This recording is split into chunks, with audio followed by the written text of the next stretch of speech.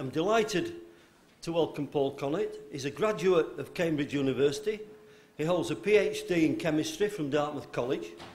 Since 1983, he taught chemistry at St Lawrence University in Canton, New York, where he specialised in environmental chemistry and toxicology. He retired in May 2006, but over the past 25 years, his research on waste management has taken him to 49 states in the United States, I don't know which one he's missed, and 52 other countries, where he has given over 2,000 pro bono public presentations. And I've had a quick look at his presentation, and what I find interesting about it is what I call the international perspective. Waste management is a problem throughout the world, not just in Yorkshire or in North Yorkshire. And surely somebody around the world has got the best practice, i.e. the lowest cost per tonne disposal, the most economic way of doing it from an environmental perspective, the best arrangements for, if you like, recycling. So I'm hoping we're going to hear from Paul some of his international benchmarking and to tell us about which is the most, if you like, or which is the nearest to a world-class approach to waste management. So without more ado, over to Paul.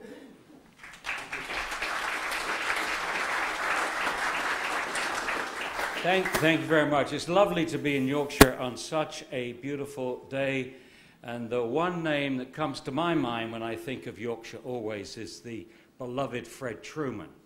I fell in love with cricket when I was 9 years of age, and I became a fast bowler. So Freddie, Fiery Fred, was my model. Less so for Jeff Boycott, I should say. But anyway, Yorkshire, in my mind, is cricket, and we've just beaten the Australians, and this is just a wonderful last few days. Okay, let me start by saying this. Waste.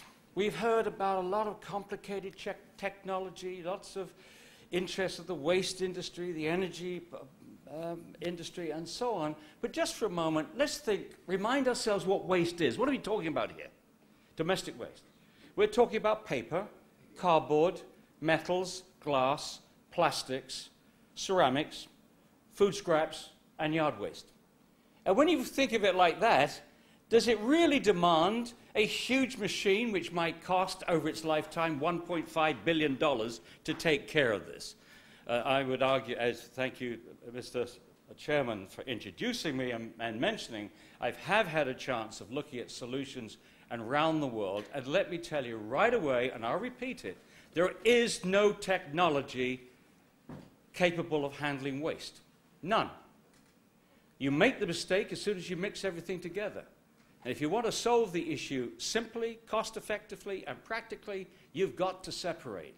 So the notion of a one-bin solution puts a shudder down my backbone. But it's not just the practical solutions for waste that I'm interested in, it's what's happening to the planet. And so in today's speech, I should be talking about a few words about sustainability, 10 steps to zero waste around the world, and I should also have a few words about some atrocious UK policies which right now are making it easier for people to build incinerators, which is a huge mistake, and hopefully the current government will do something about them. Sustainability. We would need 4 planets if everybody consumed as much as an average American. But we would need 2 planets if everybody consumed as much as an average European. And meanwhile, we have India, China, Indonesia, huge populations copying our same over-consuming lifestyle. So something has to change, and the best place to start this change is with waste. Why do I say that? Because every single human being on this planet makes waste. And so if we can make progress here and shift towards a sustainable way of handling waste, then we have made a major start in this huge battle to get to sustainability. Right now, we're living on this planet as if we had another one to go to. Some people see the planet a little bit like that, and we talk about that. Now, you simply can't run a throwaway society on a finite planet. Waste is the evidence that we're doing something wrong.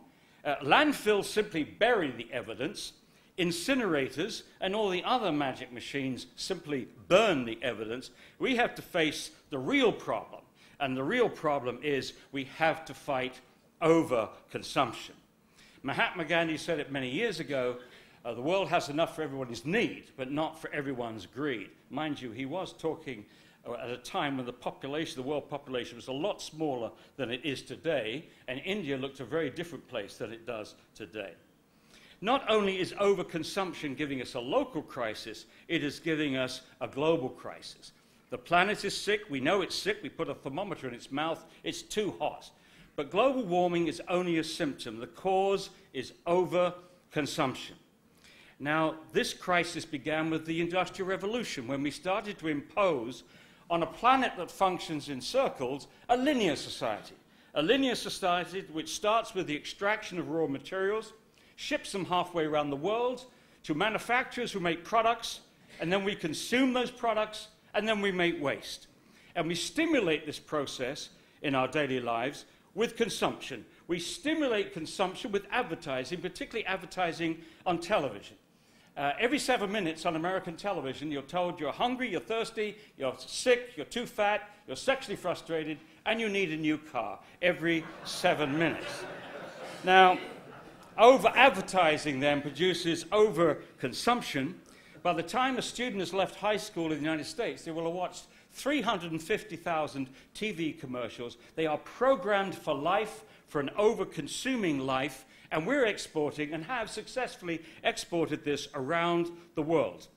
And we've exported the myth with it. The myth says the more you consume, the happier you become. The reality, the more you consume, the fatter you become, and the more waste you produce. And I think this cartoon sums it up very, very well. Back to McDonald's. Okay, so what I want to look at now is the impacts that this linear society is making today, and then how our waste management practices impact this system. So first of all, we use a lot of energy to extract virgin materials and ship them around the world. And in the process, we make a lot of solid waste, a lot of air pollution, a lot of water pollution, and a lot of carbon dioxide, which contributes to global warming. Then we use more energy in manufacture, produce more solid waste, more air pollution, more water pollution, more carbon dioxide, more global warming, and we produce anything from 20 to 70 times more waste here than we produce over there. Now, all of this energy use contributes greatly to global warming. How do waste management practices affect this picture? Let's start with landfilling, when we take our discarded materials and put them into a hole in the ground. What difference does it make? Absolutely none.